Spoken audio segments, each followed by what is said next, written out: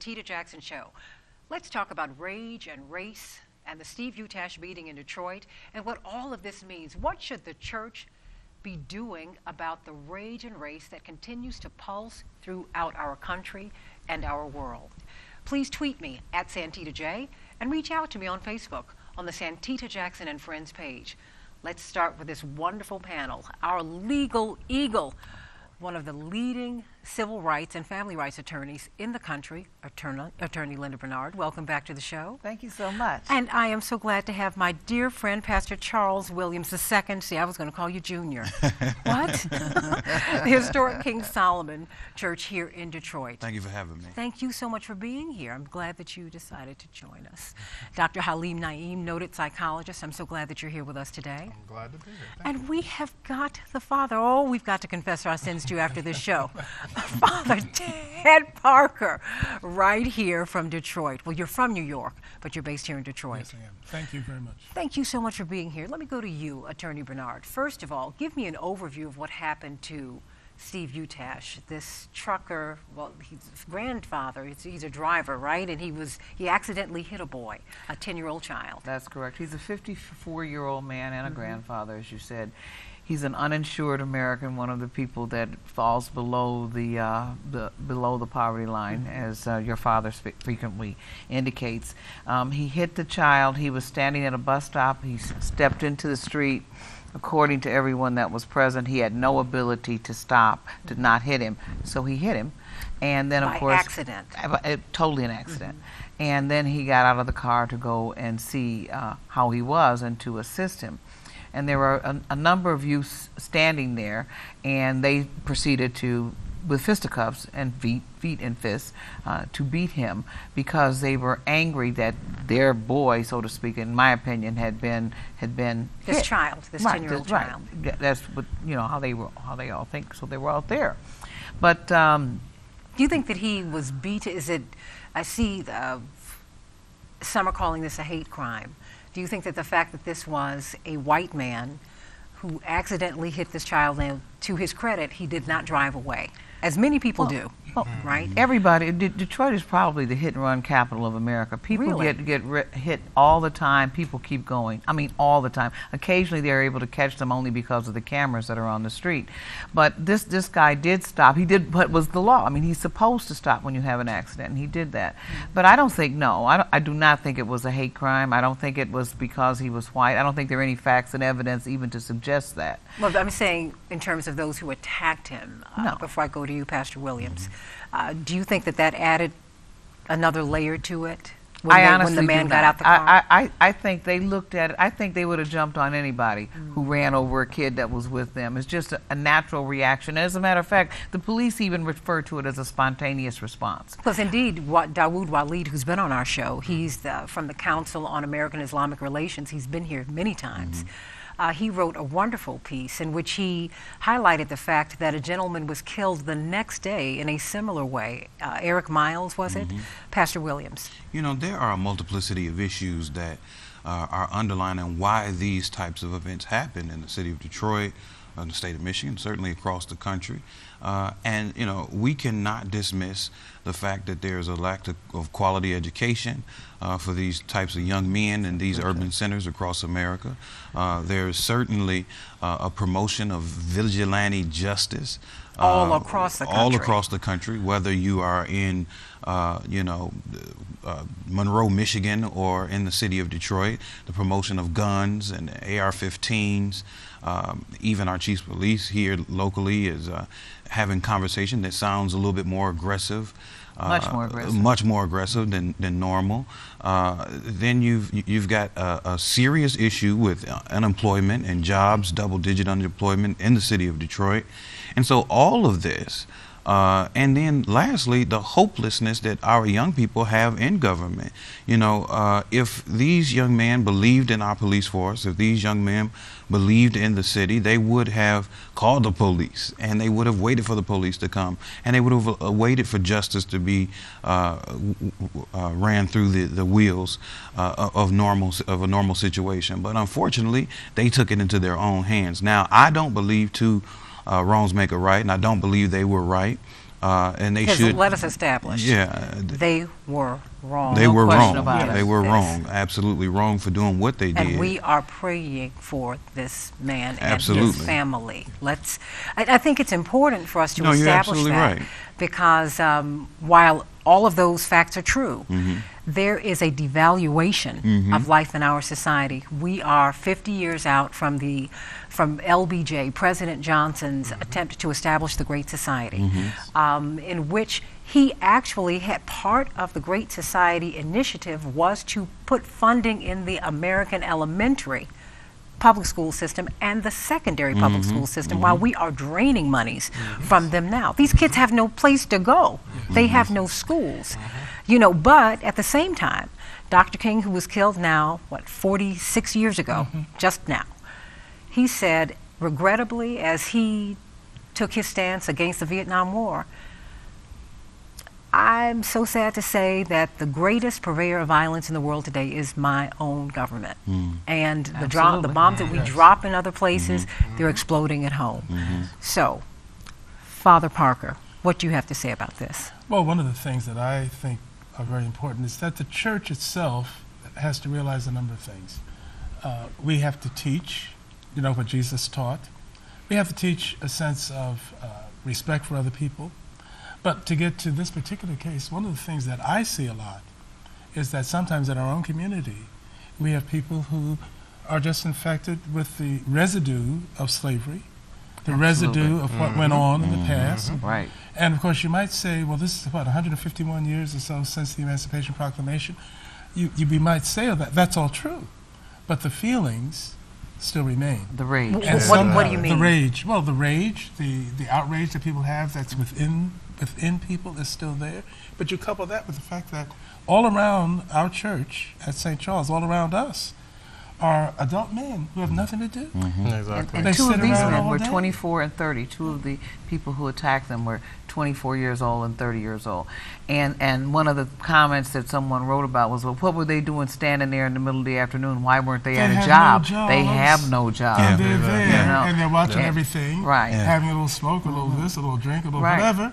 But that's what happens. And And I- this city has to change I that. would submit to you that if you had to get up the next day and go to work, you wouldn't have time to be worried about Exactly. beating somebody up on the street Exactly. corner. Right. We've got to get back to where we are advocating for the policies that actually affect the people in our communities. And, I think Reverend Jackson and the work that he's done with the Poor People's Campaign a long time ago, being mayor of 10th Senate, we've got to make sure we display the real issues of poverty in our community. But and see, but that when you hasn't try been to done. talk about that now, that's radioactive. I mean, I'm looking at Cornel West. Yes. Now mind you, he's been at odds with the president, and we all love the president and support him. That having been said, when people have tried to bring poverty front and center, they've been attacked. We've tried to personalize this instead of looking at the impact that poverty is having on us from day to day. Let me go to you, Dr. Naeem, because I really do, I'm wondering if when this white gentleman came out of the car, if given the residue of slavery, I mean, and it's there, but nobody wants to talk about That's it. right.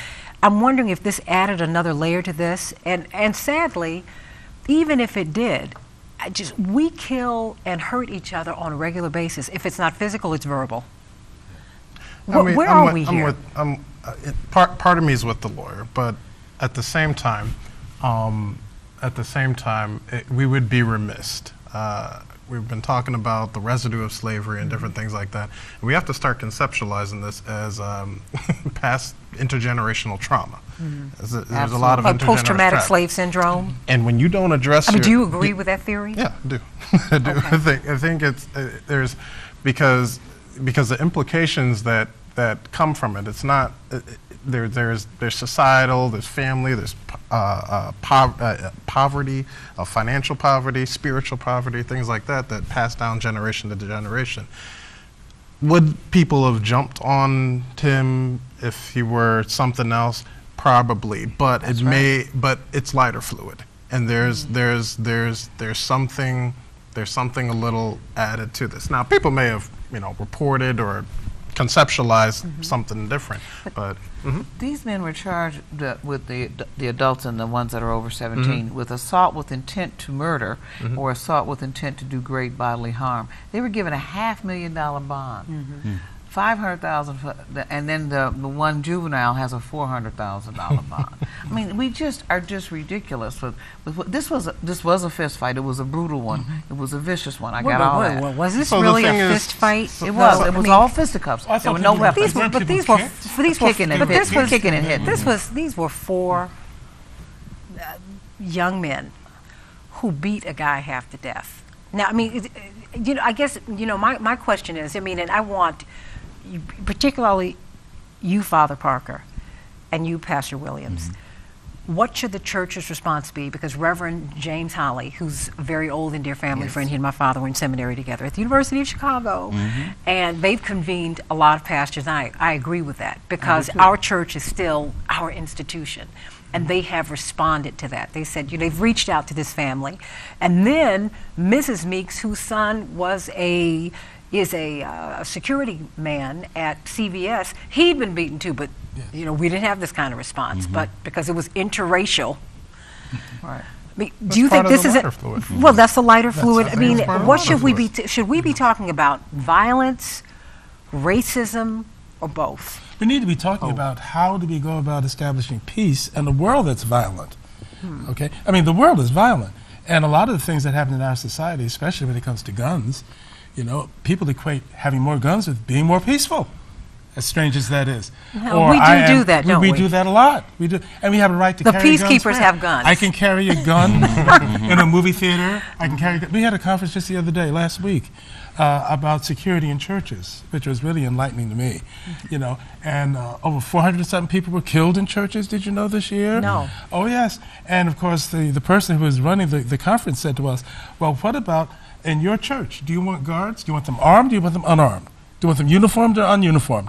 He went through about 15 different things. But Father Parker, wait a what minute. is this? One of the things that really... We need to be about making peace. How do we achieve a sense of peace in a world that's violent? Now, the church needs to be talking about Well, what should the pastor do? Because now when I go to church, I've got to go up to go get through the pastor's security. Wow. Because many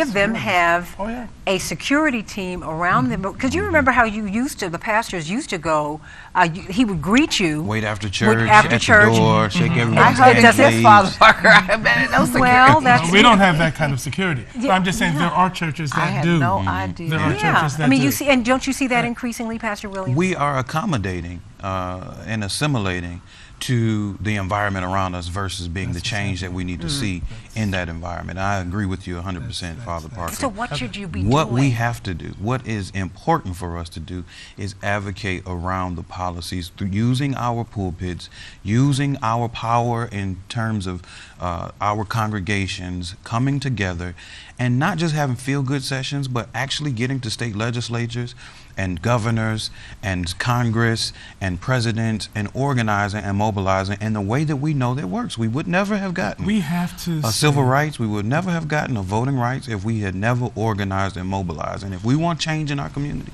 then we're going to have to do the same thing. Organizing and mobilizing, absolutely agree 100% with that, 100%. But churches need to say, in my opinion, I think churches need to say, what happened to the principles of Dr. King or the principles of Gandhi? That's like what, ancient history? 40 years ago? Yeah, well, 40 years ago, yeah. But the idea of peace and peacefulness is what we are about, and that is what we need But a lot of that starts within. I think we put a lot of time, we put 90-95% of our time and energy into tangible and pragmatic security. But a gun is not violent. A person's violent.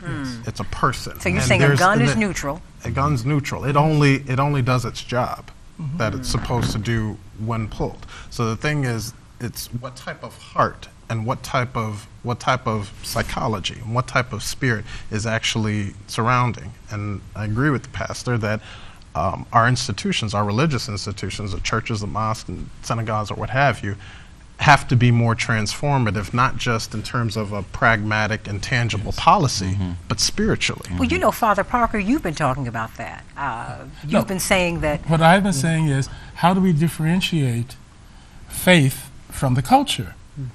But you see, you can't just differentiate them. But what do you mean by that? Explain. What I mean is this. I grew up in Brooklyn, New York in the 1950s, experiencing segregation when my family went to South Carolina in the summertime. You know, we were on the train. When we got to Washington, D.C., all the black people, they go to the back, and the white people go to the front. You had to do that. And coming back, the reverse happened. You know, we are part of the culture. We live and breathe and eat what all Americans live and breathe and eat. We see on television what they see. We go to the movies, we see what they see. That becomes part of our life. How do we, as religious people, then differentiate, well, what really should be my faith? Just because the culture brings it up and I live in it, what else do I do? But this case has taken on all of this notoriety because of the race factor. Right. The 16-year-old has been charged with racial intimidation, and that's what he's. Well, wait a minute. Ethnic. Are not. This is the residue that you're talking about. It is, Are not black people still angry and hurt about slavery? Absolutely. Are not white people frightened of black people for that reason? I know that is hot to say, but if we're ever going to get well, we have to be honest. I'll give you a little story very quickly before I go to you. When Reverend Jackson was running for president in 1988, maybe this was 87 at the beginning of the cycle, he was up in Iowa, and he was talking to some little children. And my father has 5 of us, so he understands how to relate to these little children. And they all ran up to him and hugged him after he spoke, all but one little white boy. And he cowered in the corner, and he was shaking. And so my father very gently approached him and he wanted to find out why this boy was so upset. To compress the story, he said, "I'm afraid of you. My parents told me that if you become president, you will do to us what we did to you. You'll put us in slavery." And I'm wondering if that's like an undercurrent in the American non-conversation. Because I think, because we're walking around afraid of each other, angry with each other. You people, you, them, when it should be, e pluribus unum, out of many come one, The human race is a huge factor, though, in America. Look at what happens to the president. I mean, all he day, is the every day. president, and he is totally intimidated. He is ethnically discriminated against, etc. So what happened though with these young men that day? I thought was a purely spontaneous reaction. But was you it took out my boy? I'm taking you out. But when I say it's spontaneous, is and that's it real? Terrible. It is terrible, but racism is in race is in it. The rage is in it. I mean, we are a violent society. We don't want to. No one, black, white, brown, yellow, red, really want to deal with that. Help me. What should the church say? Because you're saying that the culture's over here, but the church should stand here and be like a tree planted I'm deep, saying deep, deep. that the church is the tree within the forest of everything else. And somehow for those who are of the faith, whichever faith that might be, they have to stand for their principles in the midst of all of that mess, if you want to put it that way. And that's what's so hard. How do you differentiate? How are you able to know? It's almost like technology, right?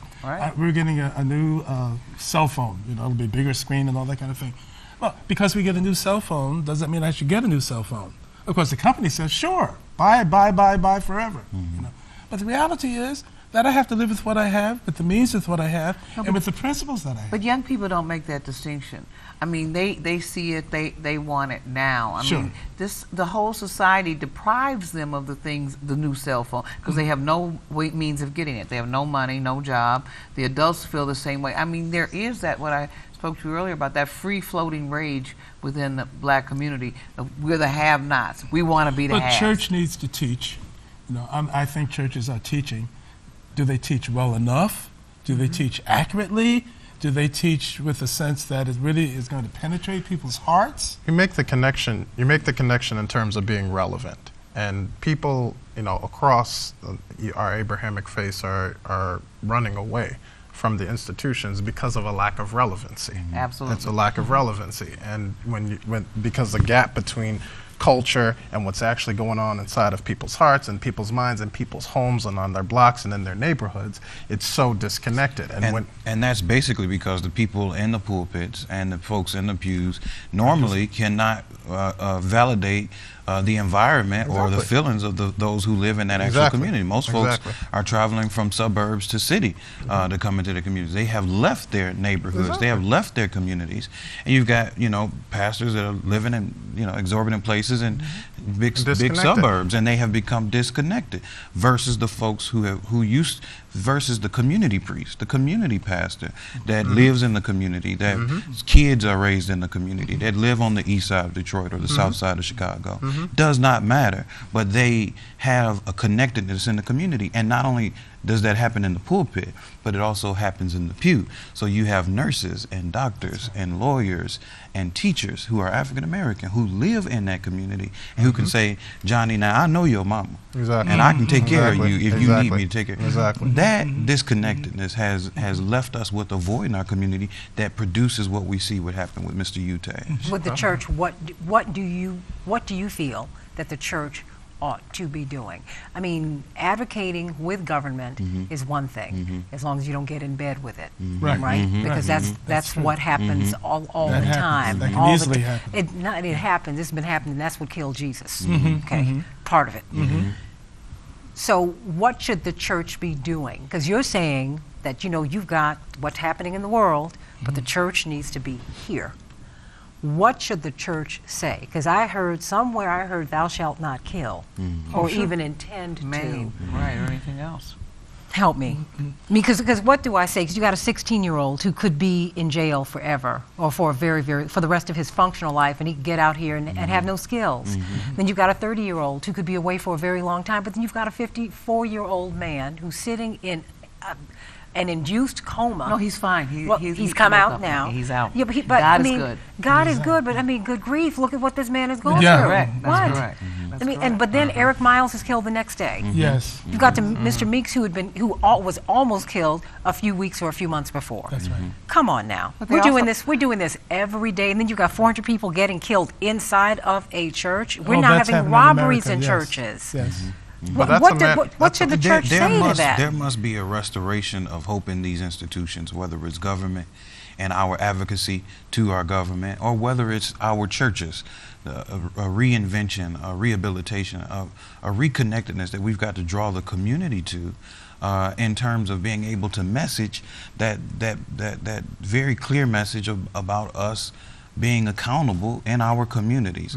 I really believe that if we as pastors and as imams and as priests, if we be the change that we want to see in those communities by living in those communities, by advocating for those policies, by being good examples, then the environment around can change.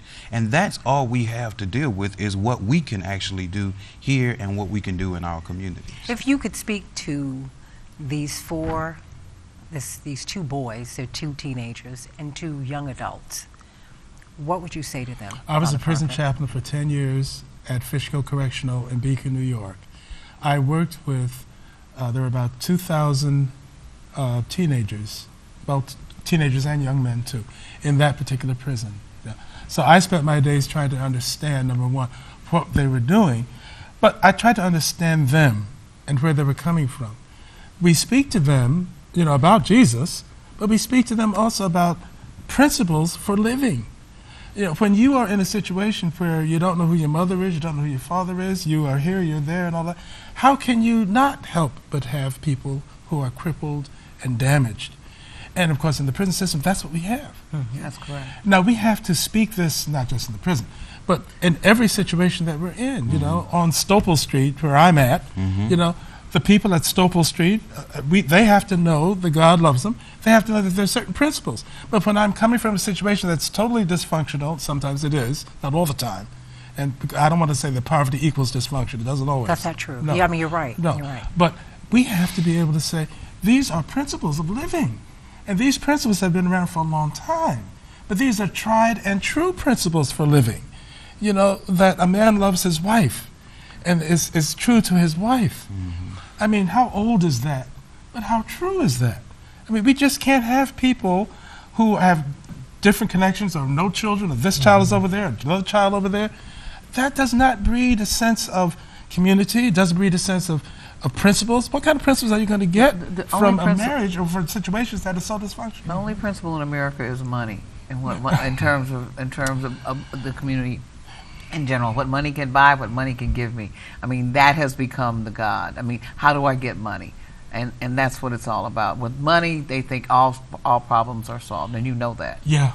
That's a big problem. Well, We in our communities, as you're saying, we have to live in the community. We have to be there. We have to be the example, for people. If I'm a married man, I have to be an example of what a married man should be.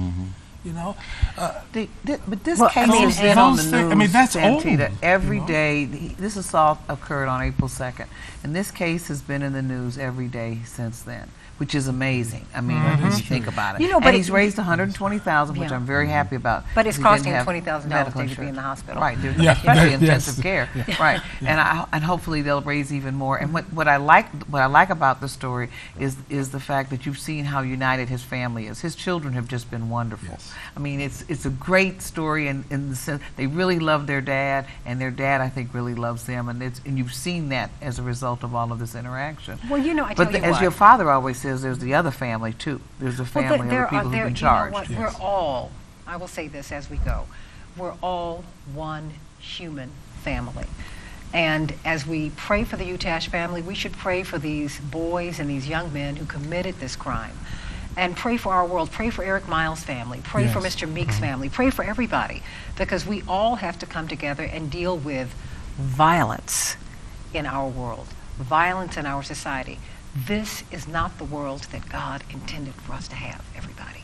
This is not it. Now, we need to rise up to God and stop trying to bring God down to us, down to this level. We can do better. We've got to do better. The kingdom of God is at hand. What will you do to make it real? I'm Santita Jackson. I love you very much. Until next week, God bless you. Thanks for watching this edition of the Santita Jackson Show.